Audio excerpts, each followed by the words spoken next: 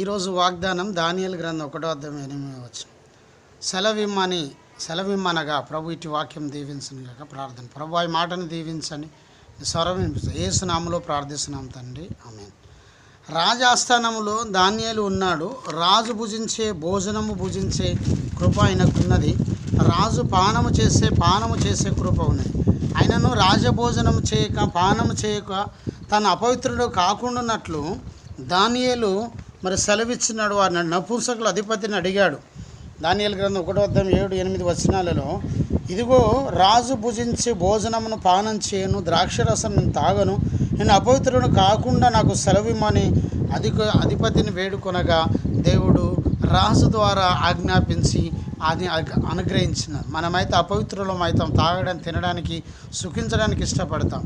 కనుక దేవుడు మరి దానియేలు అంత అభిషేకించంత పవిత్రుడిగా ఉన్నాడు కనుక సింహం బోలు నుండి ప్రభు రక్షించినాడు.